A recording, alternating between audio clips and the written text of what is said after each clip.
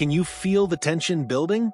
As the San Francisco 49ers navigate the choppy waters of preseason, every snap, every practice rep, every whispered rumor carries the weight of a dream, or the crushing reality of a dream deferred.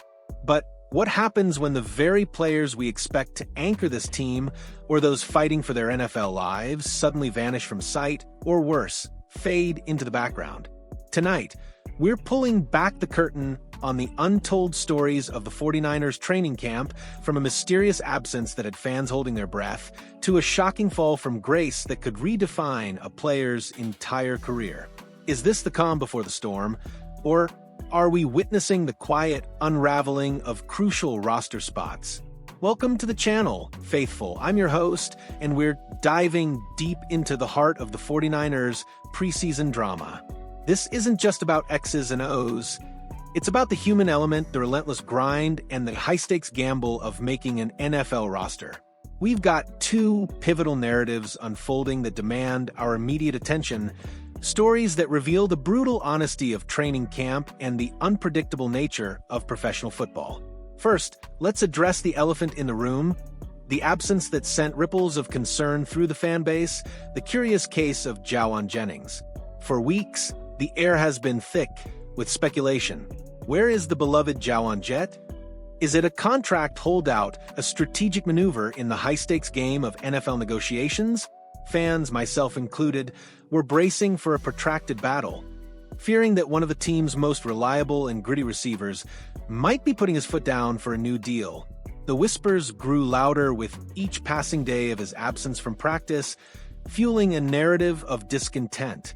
But then head coach Kyle Shanahan, with his characteristic directness, stepped in to clear the air, and what he revealed was a sigh of relief for many, yet a stark reminder of the physical toll of this sport.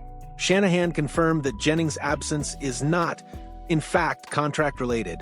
It's an injury, and not just any injury, but the same issue that plagued him at the end of last year's training camp, confirmed by an MRI. We only got him at the end of training camp last year, and the MRI showed the same thing, and it's the same thing he's going through, Shanahan stated, adding, but hopefully we'll have him back as soon as possible. This revelation shifts the entire narrative. Anyone who has followed Jennings' career, from his tenacious days at Tennessee to his clutch performances in the red and gold, knows this isn't a player who shies away from the field. He's a warrior, a grinder, the kind of player who lives for the contact and the competition. His commitment has never been in question.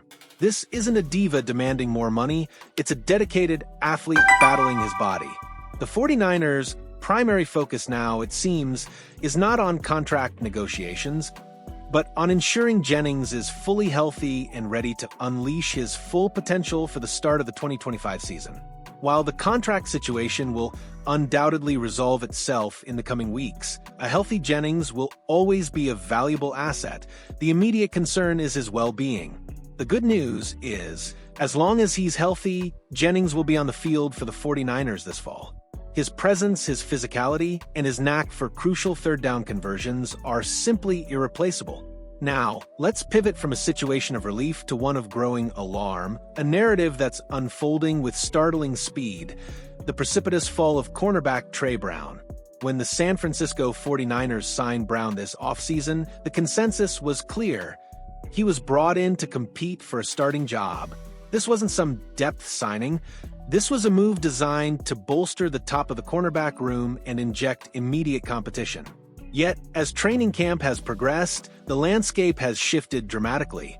The emergence of Upton Stout has not only put the starting debate to rest, but it has also cast a long shadow over Brown's immediate future. The conversation around Brown has morphed from, is he a starter, to the far more ominous question, will he even make the team? The evidence from the first preseason game against the Las Vegas Raiders was stark, almost chilling. With almost no 49ers starters suiting up for meaningful snaps, the team's depth options were on full display. Darrell Luter, Dallas Flowers, and Chase Lucas all started at cornerback, signaling the coaching staff's intent to evaluate their backup and rotational pieces. This is where Brown's situation becomes truly shocking. He played 20 snaps, a seemingly decent number, but the context is everything. Brown did not start.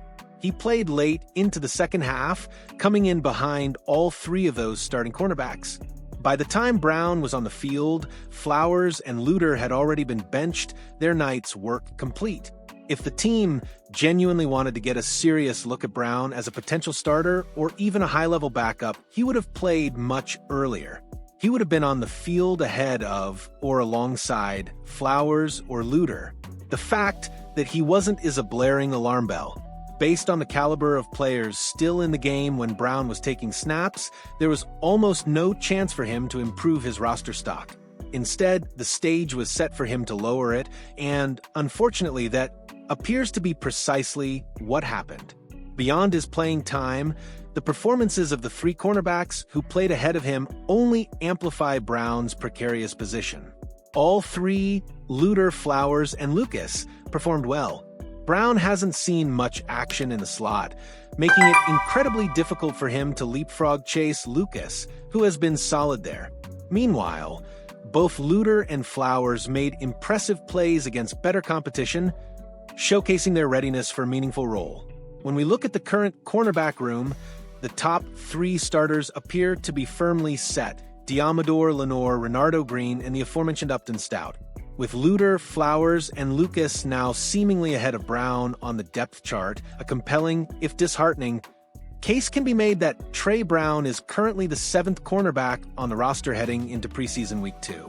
Going from a player expected to fight for a starting spot to potentially the seventh cornerback on the depth chart is a dramatic, almost unthinkable fall. Yet, based on the evidence, that's precisely where Brown stacks up. This leads us to the critical questions for the upcoming preseason games. Will Tre Brown get more work? Will he play earlier in the game, perhaps against stiffer competition, to truly prove his worth? Or was his usage in the first game a definitive sign of his roster standing, a stark indication that his time in San Francisco might be far shorter than anyone anticipated? The next few weeks will be a make-or-break period for him. These two narratives, Jennings' injury and Brown's struggle, underscore the brutal reality of the NFL preseason. It's not just about shaking off the rust, it's a cutthroat proving ground where dreams are realized and shattered in equal measure. Every single snap, every practice rep, every interaction with the coaching staff is an audition. For players like Jawan Jennings, it's about battling back from physical setbacks to reclaim their vital role. For players like Tre Brown, it's a desperate fight against the tide, a last-ditch effort to prove they belong before the final roster cuts loom large. The stakes couldn't be higher, and the drama is palpable. What do you make of Jawan Jennings' injury situation, Faithful? Are you relieved it's not a contract holdout, or does the recurring nature of the injury concern you? And what about Tre Brown? Is his fall from grace a sign of things to come, or do you believe he still has a chance to turn things around and secure a spot on this roster? Your insights, your passion, and your unwavering support are what make this community truly special. So don't hold back. Drop your thoughts, predictions, and reactions in the comment section below. Let's keep this conversation going. And if you want to stay on top of every single twist and turn of the 49ers journey this season, make sure to hit that like button and subscribe to the channel. We're here every day, bringing you the most dynamic and engaging coverage of your beloved team. Until next time, stay faithful and let the games begin.